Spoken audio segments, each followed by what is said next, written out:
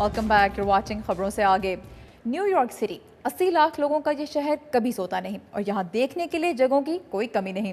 رضا نقوی ہمیں دکھا رہے ہیں اس شہر کی سیر کرنے کا ایک آسان اور مزیدار طریقہ۔ Get ready, it's gonna feel like a roller coaster. Let me show you around my office. یہ ہے فرینکی لگاریتا۔ It's one of the most funnest ice skating rinks in the entire New York City area. فرینکی 6 برسوں سے لوگوں کو new York کے central park کی سیر اپنی 3 پہیوں کی سائیکل پر کروا رہے ہیں، جسے پیڈی کیب کہا جاتا ہے۔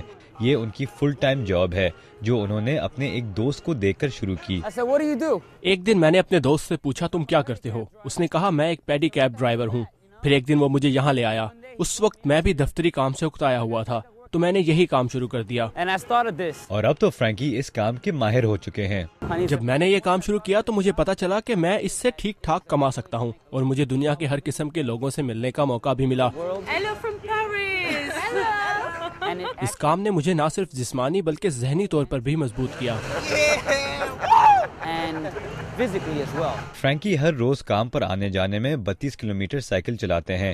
Especially after doing this job, it's like nothing really. ان کے مطابق انہوں نے اس کام کے باعث 38 پاؤنڈ وزن بھی کم کیا ہے، لیکن ان کے لیے اس کام میں اور بھی بہت کچھ ہے۔ This is the enjoyment in my life. یہ کمائی کے ساتھ ساتھ بھرپور زندگی گزارنے کا ایک طریقہ بھی ہے، اور اب میں کسی ایئر کنڈیشن دفتر میں بیٹھ کر کام کرنے کو پسند نہیں کروں گا۔ فرینکی کہتے ہیں کہ انہیں کبھی منہیٹن میں سائیکل چلاتے ہوئے بوریت محسوس نہیں ہوئی، بلکہ ان کے لیے یہ کام خوشی کا باعث ہے۔ With the kids, having fun. میں اپنے خاندان اور بچوں کے ساتھ وقت گزارتا ہوں، میرے بل ٹائم پر ادا ہو جاتے ہیں، اور میں مالی طور پر بھی مستحکم ہوں، تو یہی خوشی ہے، اور اسی خوشی کے لیے سب لوگ کام کرتے ہیں۔ فرینکی واقعی میں خوش نظر آتے ہیں، اور ان کے مطابق جب تک ان کی صحت انہیں اس کام کی اجازت دے گی وہ یہ کام کرتے رہیں گے۔ آراش عرب اسادی کے ساتھ Raza Naqvi, Urdu VOA۔ New York کی ٹریفک دیکھ کر بعض اوقات بالکل پاکستان کی سڑکوں کا خیال آ جاتا ہے۔ ہر طرف گاڑیوں کا رش اور ہر کسی کو جلدی ہے کہیں نہ کہیں پہنچنے کی، لیکن ایسی ٹریفک میں اگر کوئی نشے کی حالت میں گاڑی چلا رہا ہو تو وہ اپنی اور دوسروں کی جان شدید خطرے میں ڈال دیتا ہے۔ عبدالعزیز خان بتا رہے ہیں ایک ایسی نئی ٹیکنالوجی کے بارے میں جو ڈرائیور کو ایسا کرنے سے روک سکتی ہے۔ لیٹس ٹیک اے لک۔ بیٹی جونز کا 37 سالہ بیٹا شان جونز سن 2005 میں ہونے والے ایک ڈرنک ڈرائیونگ ایکسیڈنٹ میں ہلاک ہو گیا تھا۔ اس کی تصویر آج بھی لگی ہوئی ہے۔ He loved to talk, loved to tell jokes. وہ ٹریفک سگنل پر گاڑی روک کر انتظار کر رہا تھا کہ ایک نشے میں دھت ڈرائیور نے 87 میل فی گھنٹے کی رفتار سے آ کر اس کی گاڑی کو مارا۔ وہ موقع پر ہی ہلاک ہو گیا۔ The next morning, 2 state troopers came to the door. دوسرے دن 2 پولیس والوں نے دروازے پر دستک دے کر ہمیں اطلاع دی کہ شان ایک ڈرنک ڈرائیور کے ہاتھوں ہلاک ہو گیا ہے۔ اس خبر نے مجھے تباہ کر دیا۔ ہر سال امریکہ کی سڑکوں پر 11,000 لوگ ڈرنک ڈرائیونگ کے حادثوں میں مرتے ہیں، یعنی ہر 50 منٹ بعد ایک آدمی ہلاک ہوتا ہے۔ بہت سے ماہرین کا کہنا ہے کہ صرف آگاہی اور قوانین اس مسئلے سے نمٹنے کے لیے کافی نہیں۔ وہ چاہتے ہیں کہ اس مسئلے کو ختم کرنے کے لیے کوئی نئی ٹیکنالوجی استعمال کی جائے۔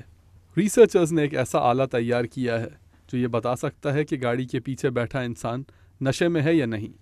ان میں سے ایک آلہ تو انفراریڈ سینسرز کی مدد سے ڈرائیور کی سانس میں الکوہول کی مقدار ناپنے کی کوشش کرتا ہے۔ دوسرا اسٹیئرنگ وہیل یا گاڑی کے ڈیش بورڈ میں نصب آلہ ہے، جسے ہاتھ لگنے سے یہ معلوم ہو جاتا ہے کہ جسم میں الکوہول کی مقدار کتنی ہے۔ Years ago, when my daughter was killed by a drunk driver, کئی سالوں پہلے میری بیٹی بھی ایک ڈرنک ڈرائیونگ کے حادثے میں ہلاک ہو گئی۔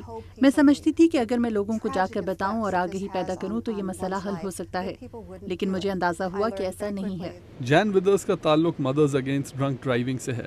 یہ ایک ایسی تنظیم ہے جو نشے کی حالت میں گاڑی چلانے والوں کے خلاف سخت سے سخت قوانین پر زور ڈالتی ہے۔ over all the years with all the different laws we've passed, اتنے سالوں بعد اتنے قوانین بنانے کے باوجود ہم یہ مسئلہ ختم نہیں کرا سکے۔ اس نئی ٹیکنالوجی سے ہمیں یہی امید ہے کہ آئندہ کوئی متاثر نہیں ہو سکے گا، اور میں چاہوں گی کہ اپنی زندگی میں یہ ٹیکنالوجی استعمال ہوتی دیکھوں۔ affected by this horrible tragedy. ماہرین کا کہنا ہے کہ اس ٹیکنالوجی کو قابل استعمال بنانے میں 10 سال لگ سکتے ہیں۔ اسے بنانے والے چاہتے ہیں کہ گاڑیاں بنانے والی کمپنیاں اسے خرید کر گاڑیوں میں نصب کریں۔ وہ کہتے ہیں کہ اگر آٹو انڈسٹری نے ایسا کیا تو ڈرنک ڈرائیونگ کا مسئلہ معاشرے سے ہمیشہ کے لیے ختم ہو سکتا ہے۔ مانا رابی کے ساتھ عبدالعزیز خان، اردو VOA۔ اور لیٹسٹ ٹیکنالوجی کی بات ہو رہی ہے تو بریک کے بعد آپ کو دکھائیں گے امریکی خلائی ادارے ناسا کے نئے روبوٹس جو کام کر رہے ہیں بالکل انسانوں کی طرح۔ Stay tune for that.